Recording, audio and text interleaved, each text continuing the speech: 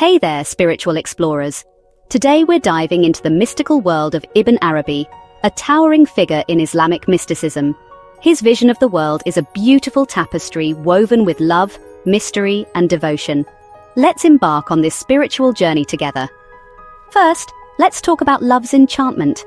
Ibn Arabi's poetry is drenched in love's essence. Listen to this. I loved someone whom all knew. The sun is from their light, the musk their scent. When I see them, life flows anew. Searching for them, I find only their trace. And then there's another, to the one who steals hearts and glances, who plants longing and blooms dances. With every smile they light up the skies. Oh, beloved of captivating eyes. Isn't it just mesmerizing? His words capture the transformative power of love, making us feel that divine connection in every heartbeat. Next, we delve into the allure of mystery. Ibn Arabi's writings often reflect the enigmatic nature of the divine. Consider this. In their silence, there's an unsaid song. In their presence, no one feels wrong. Like the dawn breaking through the night, they turn shadows into radiant light.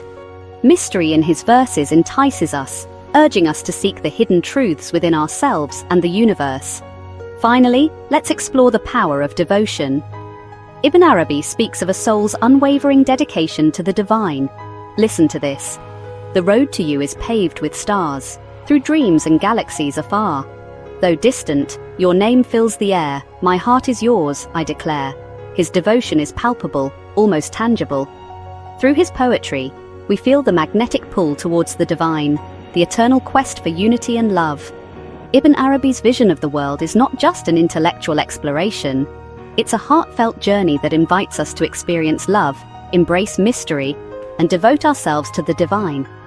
His poetry serves as a guide, reminding us that the spiritual path is one of continuous seeking, profound love, and deep devotion.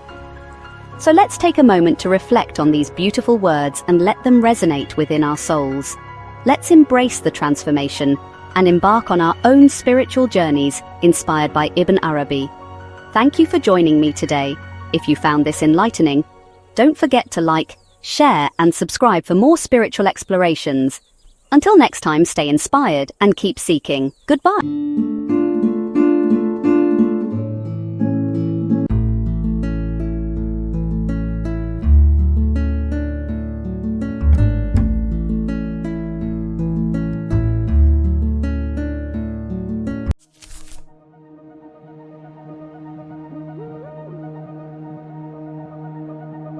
Just as letters and the science of alchemy wield a profound influence on the realm of imagination, imagine eating and never feeling satisfied if you were to eat through alchemy. If a master of the alchemical sciences guides you into a bathhouse and then you return to yourself, you would not perceive it as reality. Everything seen through alchemy is akin to what a dreamer sees. Upon waking, they find nothing of what was seen. The master of alchemical knowledge holds sway over your imagination through the properties of names and letters, diverting the viewer's perception from sensory reality to imagination. The viewer perceives it as though they are dreaming while awake, a profound testament to the power of imagination in shaping our perception. However, in the realm of true imagination, if you eat, you feel full. If you hold something like gold or clothing, it remains as it is, unchanged. From this perspective, the Prophet Muhammad said, "I am not like you. I stay the night with my Lord, who provides me with food and drink," or in another narration, "My Lord feeds and gives me drink." In that group he spoke to, none had attained such a state at the time. Hence, if he ate, he felt full and continued with the usual strength. Since this eating occurred in the realm of imagination, not in the sensory realm, it was permissible for him to fast uninterruptedly.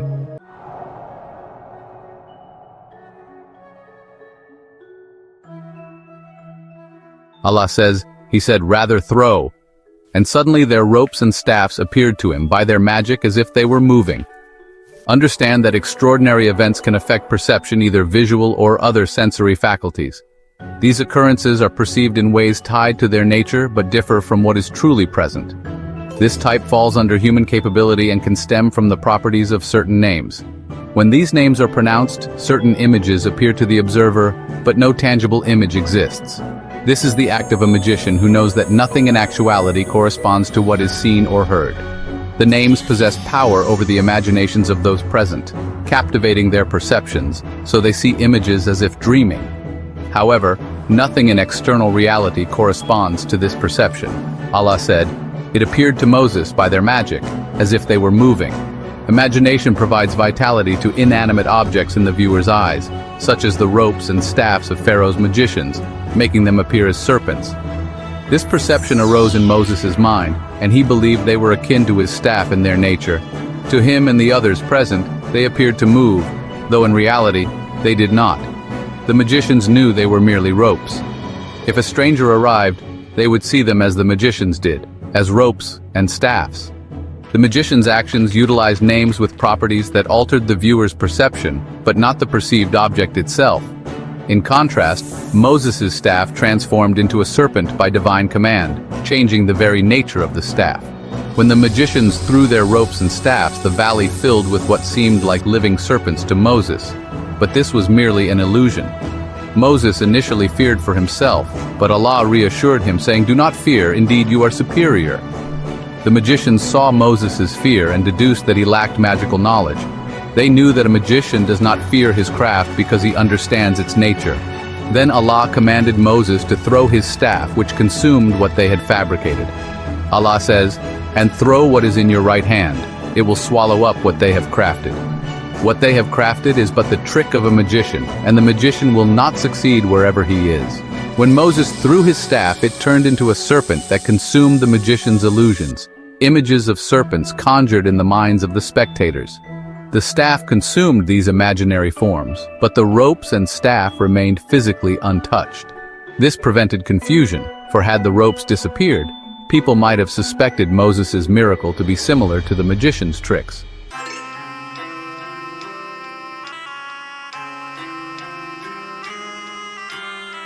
From the above, we understand that separate imagination is the intermediate realm that encompasses all forms and blends truth and imagination.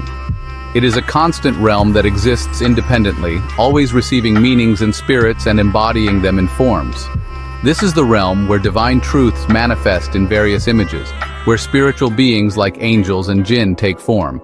For example, Gabriel appeared to Mary as a man, and angels visited Abraham in the guise of guests. Here, meanings descend into physical forms. Connected imagination, on the other hand, is the imaginative faculty inherent in humans. Through this faculty, humans access the realm of separate imagination during wakefulness or sleep. The difference lies in perception. Connected imagination vanishes with the dreamer or perceiver, while separate imagination is a constant realm that exists independently, always receiving meanings and spirits and embodying them in forms.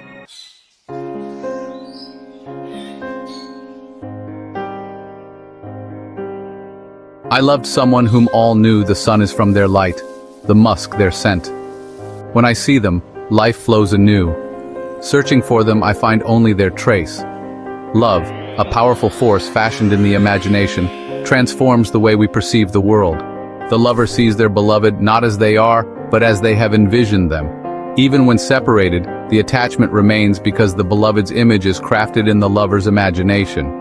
This image sustains longing and intensifies love, urging the lover toward the original who inspired it. This transformative power of love in the imagination is truly inspiring. Some lovers focus on the imagined ideal rather than the physical beloved. This is what occupied Majnun, the lover of Layla, who preferred the gentleness of his supposed connection over the physical presence of Layla. This represents the most refined form of love, where the beloved exists as a perfected image in the lover's imagination, untainted by the limits of physical reality.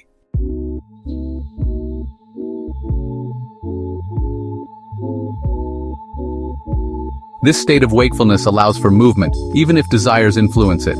Allah Almighty says, "And we made your sleep a means for rest." Quran. This verse indicates that sleep is a form of repose for the soul.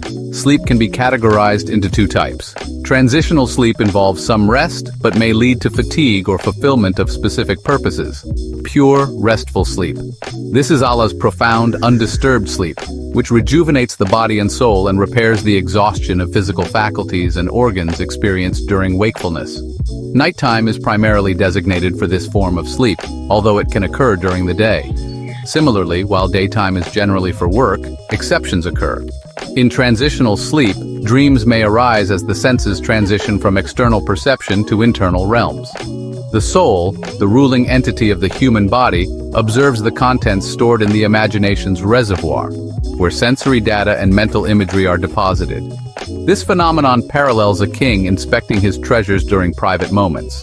The completeness of one's mental faculties determines the richness of this imaginative storehouse.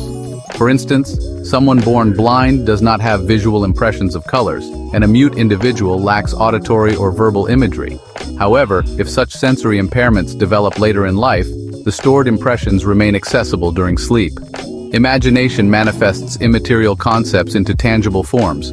For example, divine attributes may appear as young figures in dreams, as seen in spiritual visions, where meanings take physical shapes. This unique imaginative faculty harmonizes opposites and reveals truths the external world cannot fully express. The reality of it is and is not manifests in dreams, a paradoxical state. What appears in dreams as the essence of an object is later interpreted differently upon waking. This fluidity is intrinsic to the imaginative realm, where truth reveals itself beyond rigid confines. Sleep, a state of true rest, contrasts with the busyness of wakefulness, symbolizing the eternal journey from worldly appearances to ultimate truths. It is a bridge, as Allah said. If you can interpret dreams, Quran, signifying the transition between states of perception.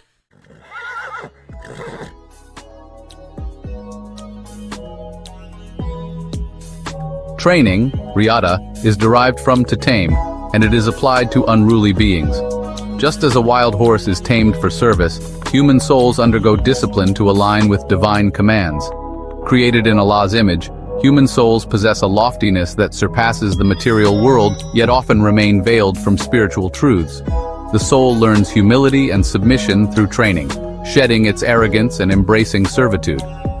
Discipline eradicates egotism, guiding the soul toward virtue and collective harmony under divine unity. Prophet Muhammad, peace be upon him, stated, "I was sent to perfect noble character. For those inherently virtuous, this is innate illumination. For others, training achieves this refinement."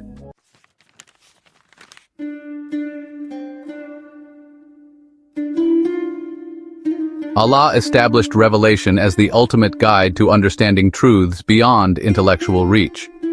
While reasoning and ascetic practices may lead to a semblance of enlightenment, they need to gain more divine comprehension with prophetic guidance. Through meditation and detachment, ascetic souls may glimpse the spiritual realm, but they lack the full illumination granted by adherence to divine law. The ultimate path involves submission to revelation. By embracing divine scripture, the seeker's soul transcends intellectual limitations, witnessing spiritual realities through divine light. This spiritual journey reveals Allah's unity and sovereignty over all creation, surpassing rational deductions.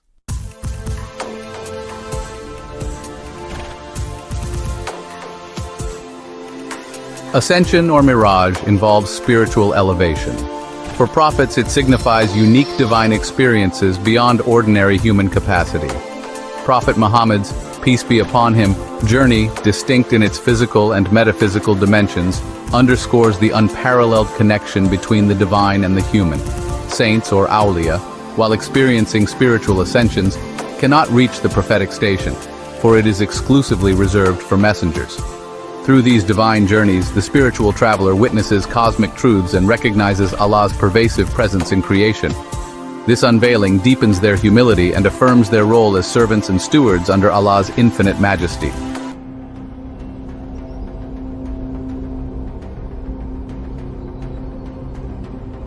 The journey described is not simply about exploring the world, but about exploring the truth.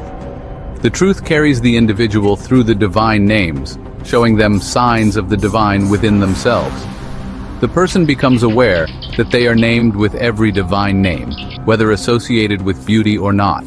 This signifies that God's attributes are reflected in both humanity and creation.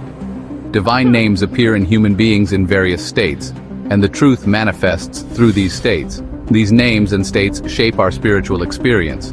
The Sufi experience is presented in the form of a mystical poetry. My guide in you is my transformation, and this from you is sufficient for me. I do not know the affair that calls me to you, for I do not understand it. This illustrates the experience of divine guidance, where the individual surrenders to God's will and sees through divine eyes, showing an intimate relationship between the seeker and the sacred.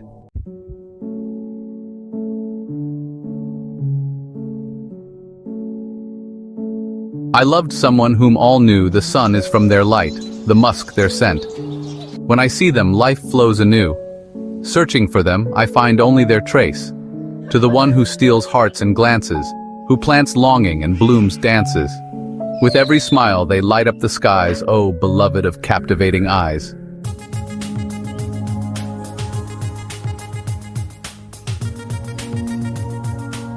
In their silence there's an unsaid song. In their presence no one feels wrong. Like the dawn breaking through the night, they turn shadows into radiant light.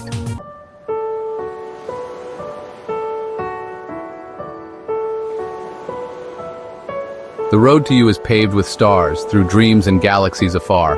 Though distant, your name fills the air. My heart is yours, I declare.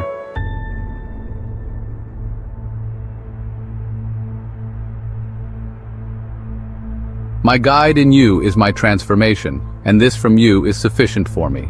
I do not know the affair that calls me to you, for I do not understand it. You, O my love, you have broken my heart in the journey, and I am your servant. I am in love with you. You make the journey of the heart a garden, and in it are the trees of longing, and the flowers of separation. I hear your call, O my Lord, and I do not answer it. I hear your voice, but I am silent. You are my treasure, my hope, my desire. How can I speak when I am lost in your presence? My love, my unity is in you. My heart beats with your love, and my soul is embraced by your presence. My existence is for you, and in you I find my purpose. I long for you, O my beloved. My heart is a fire that burns with longing for your touch. The night is dark, but your light shines brightly in my soul, and I am consumed with love for you. In silence I find my peace. In surrender I find my strength. I have given myself to you, and in this giving I am whole. My soul is at rest in your embrace, O beloved. I search for you in every moment, in every breath. My heart is your temple, and I worship you in the stillness. The world fades away, but you remain, the eternal light in my heart. The gift of love is the only treasure I seek. In you, O beloved, I find the greatest wealth. Your love is a river that flows through me, and in it I am reborn. In your embrace I find my home. In your arms I find my peace. You are the source of all that I am, and in you I am complete.